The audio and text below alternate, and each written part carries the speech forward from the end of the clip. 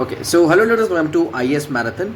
And recently मैंने एक blog लिखा था लिंक्डइन पे, and after posting that particular vlog ना मेरे पास बहुत सारे क्वेश्चंस आने लगे, डाउट्स आने लगे, DMs आ रहे हैं about the my CSAT की strategy. It's very easy strategy जिसके थ्रू ना कोई भी एक एवरेज एस्पिरेंट सी सेट को बड़ा ही आसानी से पार कर लेगा। ये वाला वो पर्टिकुलर ब्लॉग है, आप भी जाकर के पढ़ सकते हैं, डिस्क्रिप्शन में लिंक है।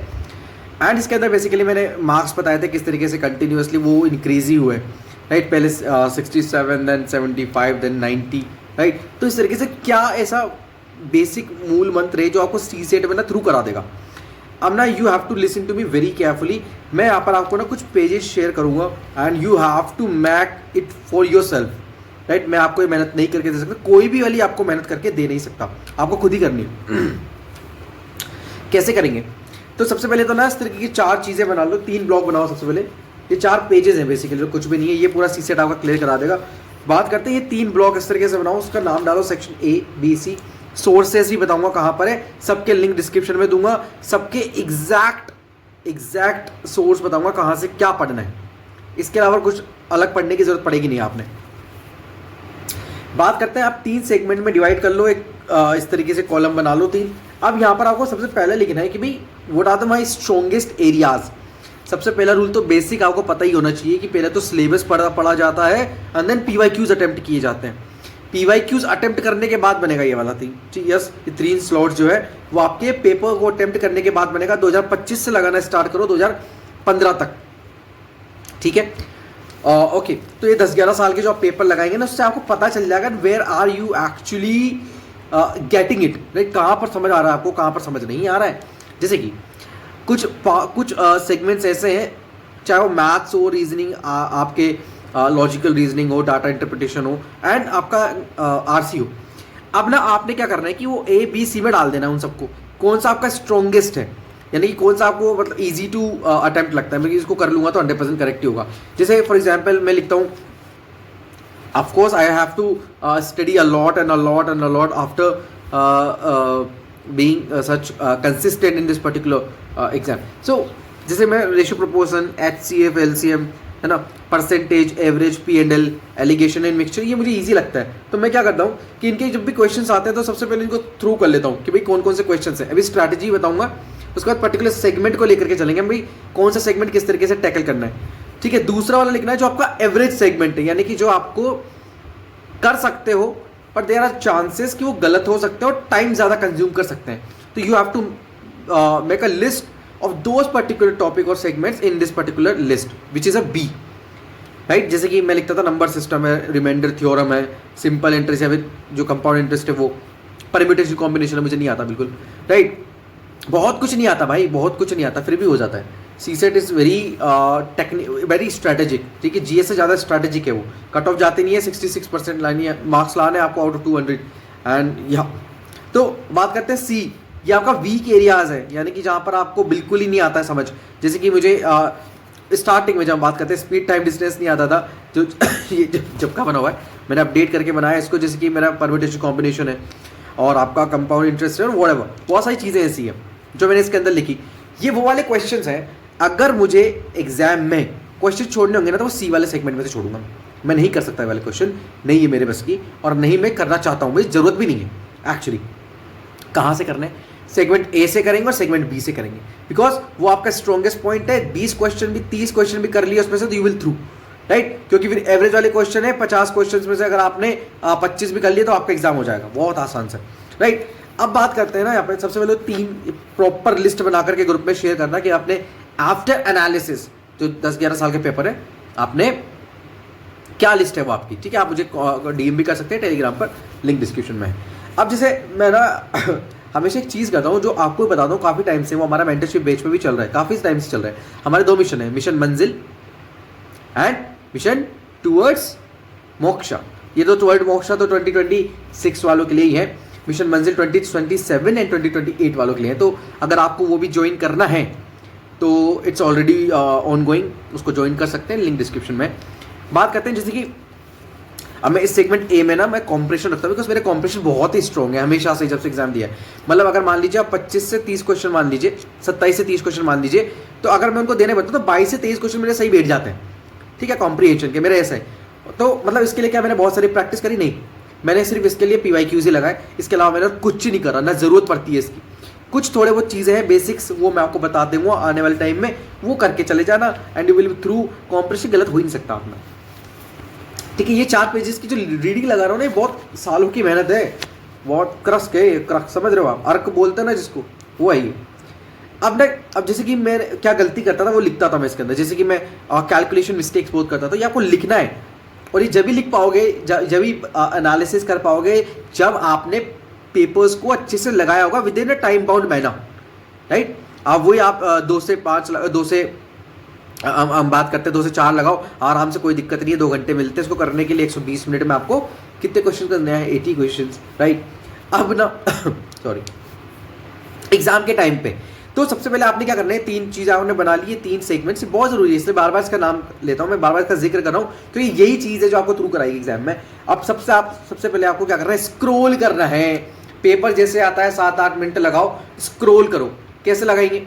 जैसे कि मान लीजिए आपने कोई क्वेश्चन देखा जो आपके सेगमेंट ए से है, पार्ट ए से है, इमीडिएटली वहां पे कर दो सॉल्व उसको, राइट। लेकिन अगर आप बी वाले पार्ट में इसको देखते हैं तो एक बार ट्राई करेंगे, छोड़ देंगे, नहीं होता है तो वेल एंड गुड है, छोड़ के आगे बढ़ेंगे, राइट। कुछ बहुत इंपॉर्टेंट प्रिंसिपल्स हैं जो मिस नहीं करना है। उसका एक प्रिंसिपल होता है, ईगो नहीं आने देना है कोई भी क्वेश्चन के बीच में। इतने वंडरफुल टीचर्स, इतने अच्छे मेंटोर्स हैं, इतने अच्छे आर्टिस्ट बोलता हूँ मैं इन सबको, जो ये चीज़ें बताते हैं, ठीक है, स्पेशली। तो वहाँ से सब सीख करके आए, तब जाकर के यहाँ पे स्टैंड कर रहे हैं कि बस बता सकें। बात करते हैं कि अगर बी वाले में तो ये छोड़ देना है, अगर नहीं होता है एक बार ट्राई जरूर करना है, उसको टाइम देना है आपने, क्योंकि फर्स्ट वाले में आप टाइम बचा लोगे, क्योंकि आपका स्ट्रॉन्ग एरिया है, प्रैक्टिस की, you have to practice a lot, right. अगर सी से आपको कोई देखने को मिलता है तो you have to immediately skip it, right. इसको कवर टाइम करेंगे, बताऊंगा मैं आपने। You have to immediately skip it, आगे बढ़ते चलो। 80 क्वेश्चन तक जाना है, 1 से लेकर के 80 क्वेश्चन तक जाना ही जाना है आपने, क्योंकि कभी कभी क्या होता है कि मान लीजिए 75 से 80 तक के बहुत ही लूज क्वेश्चन आ गए और सीधे सीधे आपके मार्क्स पावर बनते हैं 5 क्वेश्चन के, विच इज अ लॉट। अब ना आपको क्या करना है, अगर आप XUPSC एस्पिरेंट, सॉरी, अगर आपने बचे हुए खिलाड़ी हैं, राइट, पहले अटैम्प्ट दिए हुए हैं, तो उन सबके मार्क्स निकाल करके लिखा हो। जैसे मैं अपने मार्क्स यहाँ पे लिखता था, मैं बताता था कि भाई मेरे कॉम्प्रिहेंशन में कितने सही हो रहे हैं। जैसे स्टार्टिंग में मेरे 25 में से 17 सही थे, राइट, 27 में से 22 सही है, 25 में से 21 सही है, 26 में से 22 सही है। तो इस तरीके से आपको लिखना पड़ेगा। 26 में से 23 भी सही हुआ है 2024 में, राइट। तो इस तरीके से यह आपको पता होना चाहिए। जैसे कॉम्प्रिहेंशन मेरा स्ट्रॉन्ग पॉइंट है, तो मुझे किसी भी कंडीशन में एक तो कॉम्प्रिहेंशन नहीं छोड़ना और उसको मोर एक्यूरेसी के साथ ही अटेम्प्ट करके आना। दूसरा, आपको लिखना है नंबर ऑफ टोटल मार्क्स कितने आए थे आपके प्रीवियस अटेम्प्ट्स में। नहीं दिए फर्स्ट टाइमर हो, इट्स ओके, पेपर लगाओ उसी टाइम फ्रेम में, आंसर की मिलाओ, ऑफिशियल आंसर की पेपर सब मैंने ग्रुप में डाल दिया, आप देख सकते हैं। तो आपने क्या करना है, आपको वो मार्क्स लिख देने हैं बेसिकली कि भाई आपको कितने, कौन सी ईयर में कितने मार्क्स आ रहे हैं। बहुत ज़रूरी है, बहुत ज़रूरी है, बहुत अच्छे प्रिंसिपल बता रहा हूँ आपको, ये सब ग्रुप में मिल जाएंगे आपको अगर आप देखेंगे with time to time, right.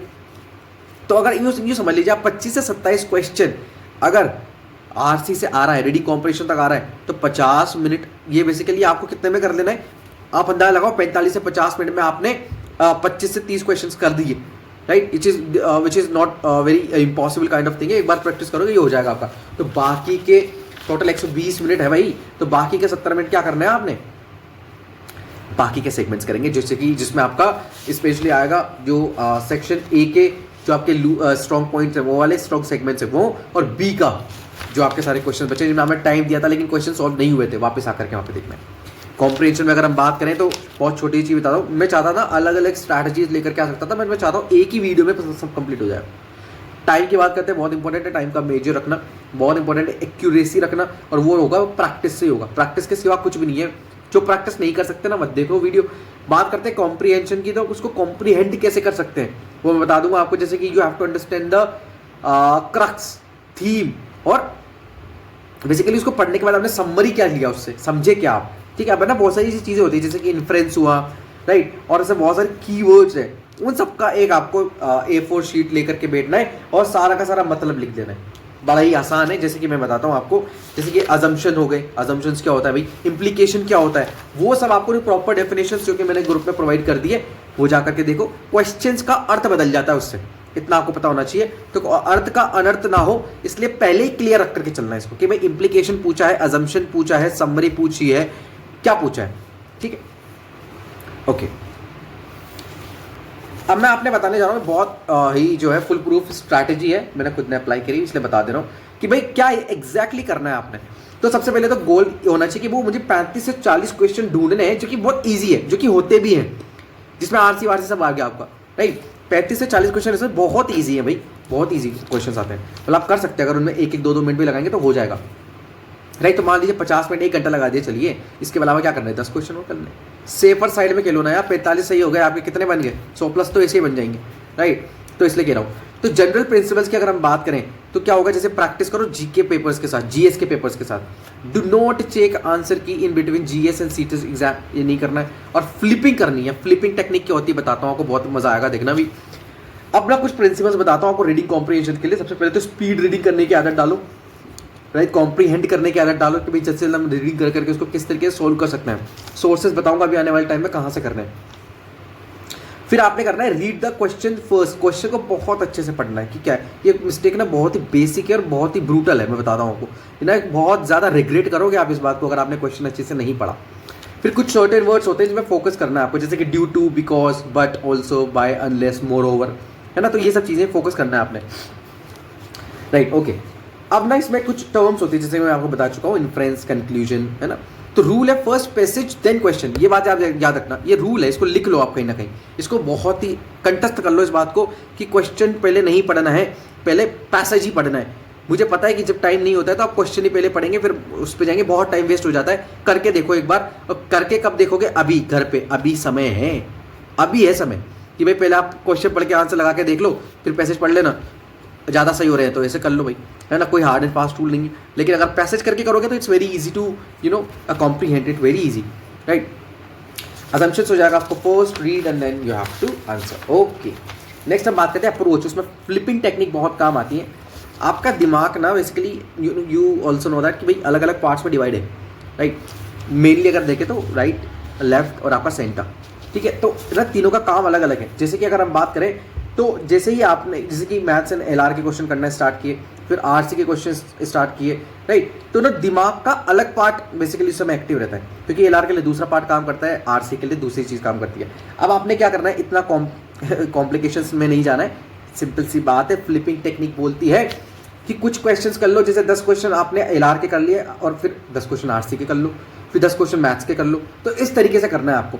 नहीं समझ आती ये टेक्निक्स बेसिकली लिख तो लो इसको, और एक बार ना क्वेश्चन पेपर लगा करके देखो, अगर आपको लगता है कि इट्स वर्थ इट तो उसको इम्प्लीमेंट करो। कोई ऐसा जो मैंने बोल दिया वही करना है, इट्स नॉट नेसेसरी, बस it's a very good strategy. मैं बताता हूँ, बहुत कंफर्टेबल हो गए, बहुत होपलेस हो जाते हैं सी सेट में ना, पसीने छूट जाते हैं, तो इतनी गर्मी रहती है ऊपर से ये।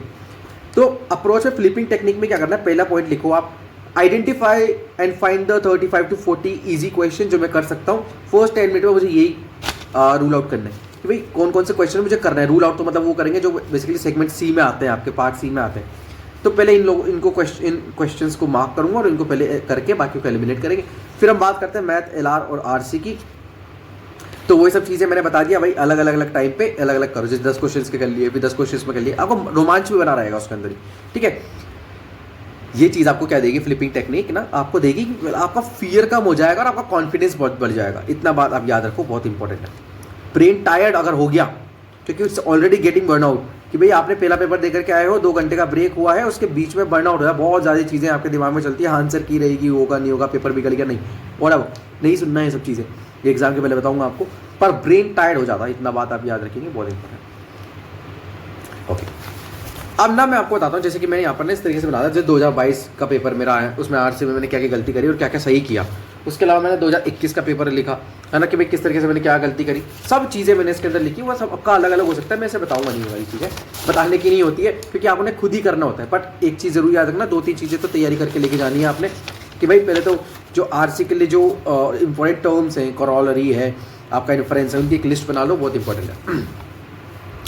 अब ना हम बात करते हैं कि एक्चुअली में स्ट्रैटेजी किस तरीके से रहना चाहिए। भाई जो 80 क्वेश्चन है, 2.5 नंबर का एक क्वेश्चन होता है, और आपके अगर आप 27 क्वेश्चन को नेट करेक्ट करते हैं after cutting all the negative marking, वो जो गलत क्वेश्चन है, 67.5 मार्क्स बनेंगे, जो कि बहुत ईजी है। मेरा तो 0.5 से भी हो गया था, 66.66%।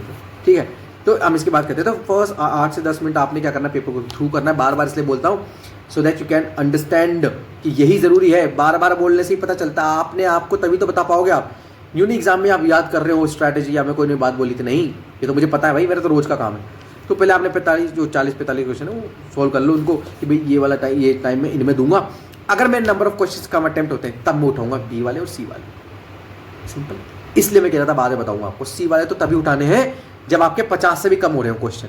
50 अगर आपने इनफ अमाउंट में अच्छी तैयारी के साथ करें ना, तो 50 से क्वेश्चन एक ज़्यादा करने के लिए मैंने 51-52 ही करे हमेशा कुछ, राइट। इस बार थोड़ा ज़्यादा करे थे, इसलिए नंबर ज़्यादा आ गया 90 के आसपास। तो सॉल्विंग विद फ्लिपिंग, समझिए 5-6 क्वेश्चन करो, कॉम्प्रिहेंशन के 10 क्वेश्चन कर लो, एलआर कर लो, क्वांट कर लो, इस तरीके से।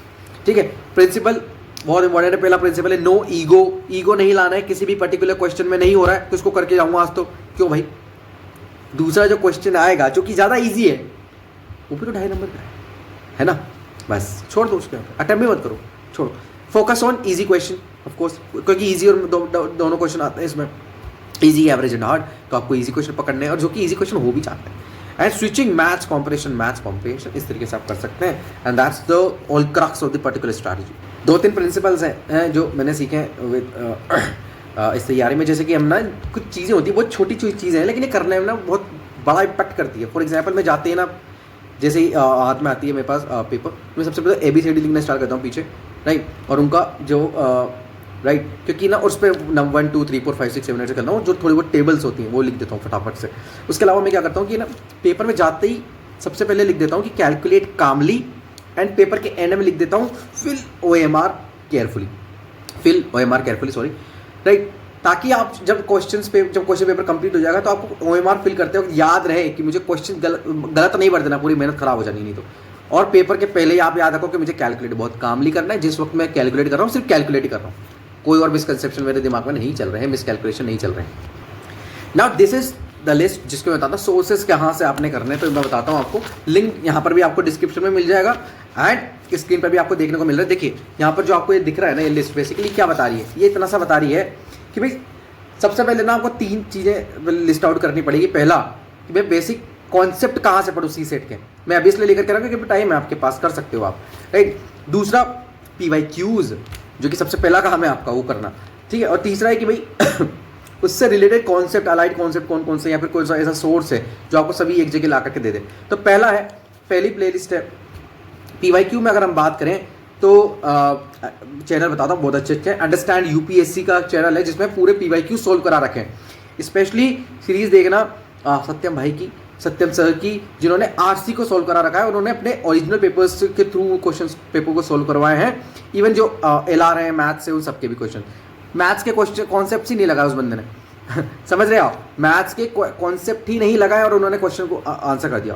कैसे करें, वो बहुत सालों की मेहनत होती है। हालांकि उसमें बहुत कैलकुलेशंस ना ऑलरेडी आपके माइंड में हो जाती है, पर आप एग्जाम टाइम में उसको कैसे इंटरप्रेट करते हैं, इट्स वेरी इंपॉर्टेंट, बहुत क्रूशल है, बहुत ही ज़्यादा क्रूशल है। नहीं तो बड़े IITs फेल हो जाता है इसमें, इतना बस अब याद रखिएगा, ठीक है। तो एक तो मैंने आपको बताया अंडरस्टैंड UPSC, दूसरा है आपका ISPCS पाठशाला के ना क्वेश्चंस लगवा रखे हैं उन्होंने PYQ से रिलेटेड, कि भाई जितने भी उनके प्लेलिस्ट है ऑलरेडी, वो भी लिंक डिस्क्रिप्शन में दे दूंगा। 2011 से लेकर के 2025 तक के सारे पेपर लगाओ। अंजिस्ट करके एक चैनल है, उन्होंने ईयर वाइज सोल्व करा रखे हैं, वो भी आप देख सकते हैं। बट ये वो है जब आप इसको कर लेंगे ऑलरेडी खुद से, जब आप ये वाली लिस्ट बना लेंगे ना जो ABC है, उसके बाद की प्रोसेस बता रहा हूँ ये सब चीज़ें।